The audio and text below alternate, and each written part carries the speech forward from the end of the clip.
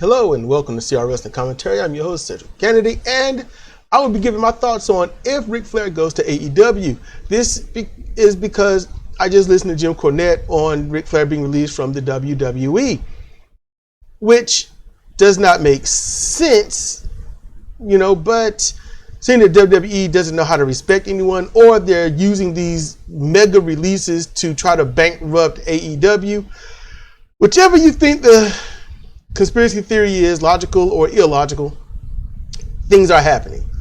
Ric Flair being released is one of them. And I'll be honest with you, it seems like since Ric Flair is gone, since Ric Flair is gone from WWE, Charlotte may not be far behind, depending upon how her mindset is about a kaleidoscope of things. In general, let's remove Charlotte from this. Okay? Let's just focus on Ric Flair, his legacy, because I've already done, one audio on this. So let's move forward. If Ric Flair goes to AEW, first and foremost, he needs to sign a contract that gives him absolute 100% unadulterated creative control over himself and anyone he aligns with. And that will be a very important one, because that can nullify other contracts. For those that play certain table card games, something like Yu-Gi-Oh or something, whichever was played first takes a back seat to whatever topples it. So let's say he does this. So in one organization, you would have, if he goes to AEW, this is if, as Brian Last had quoted that Flair said that he's best friends with Tony Khan, and Tony would never offer him anything because he knows he's loyal to WWE, which, he's not, because he ain't there. He was loyal to a place that wasn't loyal to him. Let there be a lesson, everybody. Relationships of any magnitude. So you'll have Ric Flair, Arn Anderson, Tully Blanchard, mayhap, if he comes back, James J. Dillon, or better known J.J. Dillon. You'll have that. Now, Sting is a former Horseman. Stand-in is how long he was there. He's a stand-in. All right. They aren't going to be going out there and giving bumps and whatnot. Oh, no. And keep in mind, there has been a maximum of 5 members to the active roster of Horsemen in the past. Almost 6 when you include a manager or valet. So, although 4 is the magic number, it's been more than that. Think about Dave Meltzer's star rating system. So, with that, just think about this. This was what I was thinking about. You've got these legends that can get together and they know how to do things. They have been managers. Each of them have been managers, quote unquote, seconds or / enforcers.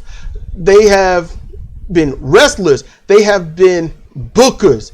They've almost been promoters in a loose sense of the term. Okay? So they bring everything to the table. And truth be told, just to let you know, these people could get together, pool their money together, start an actual legitimate wrestling promotion, and there's not a TV source that would say no. There's not one that would say no. They could get the people that know wrestling, respect professional wrestling, and do it the right way. That part ain't going to happen. So we're focusing on if he goes to AEW, Attitude Era Wrestling.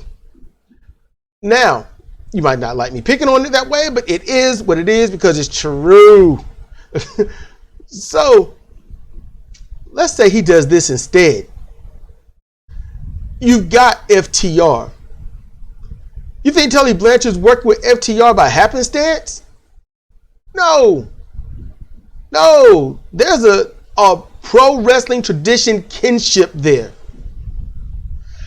FTR is arguably the greatest tag team in history, at least one of the top 15. But easily, they are the greatest tag team in modern pro wrestling history. They're the best team, bar none. Now, there might be others out there, but we're not going to see them because I guess they're just not friends of the right people. Got to be friends of those right people. But Ric Flair, you know who really, really personifies a young Ric Flair? MJF. He could manage MJF. It wouldn't be a pinnacle of things to have MJF join with FTR properly and find another. Matter of fact, they could break up, the Varsity Blondes and take Brian Pillman Jr. They've got options. They could take Powerhouse Hobbs, or if they could take Ricky Starks. These legends can right now restart, not rebrand, restart the Horsemen, because the Horsemen was going to be slowly but surely, if they had stayed, an interchangeable thing in terms of who moves out and who moves away and who comes in, yada, yada, yada. But they always took the upper echelon of talent. Those who were amazing heels, those who knew how to work, those who knew how to get it done, those that had a mindset for the business, for the tradition. They could get it done. And Ric Flair, if he goes to AEW, he could get that done. It is very possible. To be honest with you, it would take an absolute unadulterated moron to turn a deaf ear to the wisdom of Ric Flair. It really would. Ric Flair, going on what I've listened to with Cornette and Last, responsible for rebuilding WCW when it was failing miserably. And then when it was taken from him and he just said, I got to go, it basically crashed again. So he knows what he's doing. He knows social psychology. He knows wrestling psychology. He understands what the people like, what they need, even if they don't want to admit it. He gets that. He understands an amazing heel puts butts in seat because they want to see the face topple that heel. He gets that. It's a company, AEW, Attitude Era Wrestling. They say they don't want to do heels and faces and stuff like that. And I know why. But at the same time, when you do have that structure, you have true wrestling fans in the seats, and they strongly outnumber, I say, the Mad Max version of wrestling fans. That's what that is. You put a big old cage around a pit and let them fight, and that's pretty much the modern wrestling fans cheering that stuff on, opposed to an actual contest between two real gladiators that's not fighting to the death or cutting each other open because it's fun. They want to see true professional wrestling. And those people are out there. And they could have come back, but they were thwarted by, seeing Chris Jericho, someone that they remembered. Ric Flair is somebody that not only they remember, but they mostly grew up watching. And if they see him on the show and they get to see what he's doing with a small group of people and able to put on those epic matches, and build storylines to those, blockbuster end time matches that Ric Flair is primarily known for having, that's going to put butts back in seats.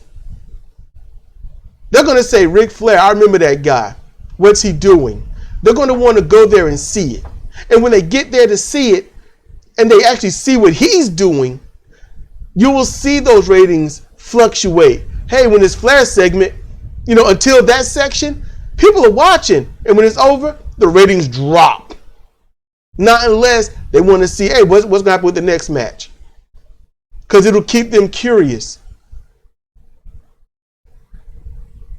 A world champion is based on quite a few things, but primarily who's challenging that champion.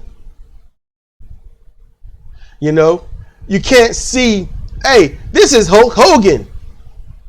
He'll be defending today against the Brooklyn Brawler.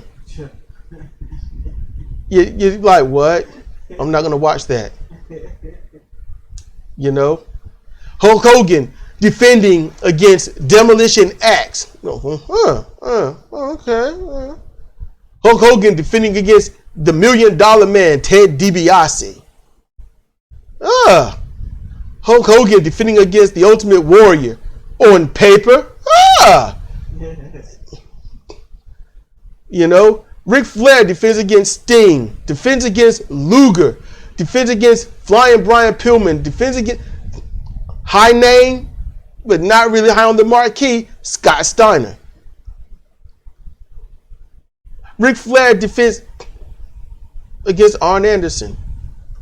Ric Flair, look, even Tom Zink got a little something.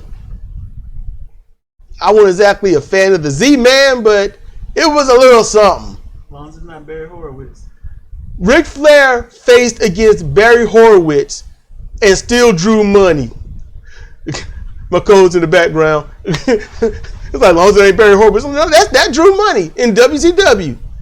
Flair and Barry Horowitz. Horowitz looked pretty good, obviously in the losing fashion in about 3 minutes. But when he made his comeback, the fans came up. When it's the Brooklyn Brawler, ain't nobody coming up. I'm not saying he's a bad person. He's an enhancement guy. AEW has nothing but stars. That's what they've got. And they're epic with it in terms of having them. But that's where it ends. They've got stars, but there's nothing twinkling. You need people there that can show a star how to shine. Show a star how to, wrestle. The psychology of in-ring work. Not doing more than you have to. And then throwing it all out there at the big payoff. That's what you need. Pacing. Timing. Psychology. That's what tradition brings. When you throw out tradition, you throw out the very things that got you the thing that you have now. You throw it out. Because now you just got get my shit in. Opposed to get the people in. Ric Flair going to AEW would be a great thing if he's allowed to elevate and let it be what wrestling should have always been. Right now, the National Wrestling Alliance, that is how modernizing wrestling needs to be. But more can be done. Ric Flair can get that done. Aided with Arn Anderson, Tully Blanchard, J.J. Dillon, it can all get done. It can.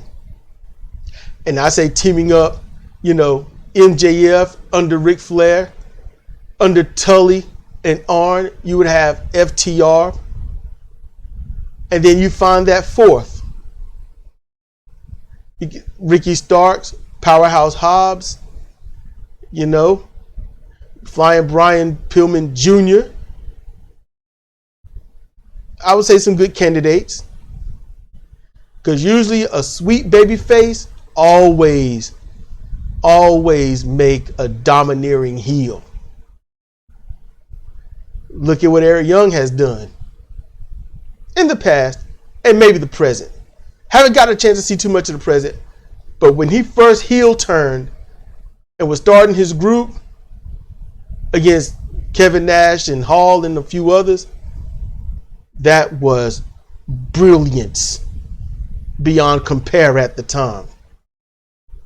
So if Flair goes to AEW, I would like, in closing, for him to sum it up, to have carte blanche contract, get his team together, reform the Horsemen, elevate it, slightly modernize it, take the matches where they need to go, get those big time in deal matches, those high profile type matches, and then maybe AEW can start, the owners, the actual owners,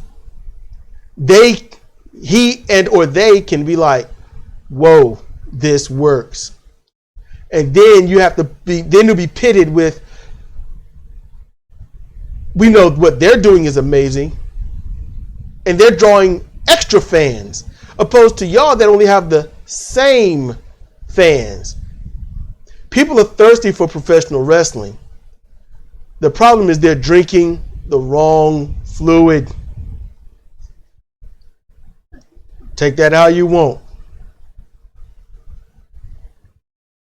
This has been Cedric Kennedy for CR Wrestling Commentary on thoughts on if Ric Flair goes to AEW. If you got questions or comments, you leave them down there. You know I'm looking.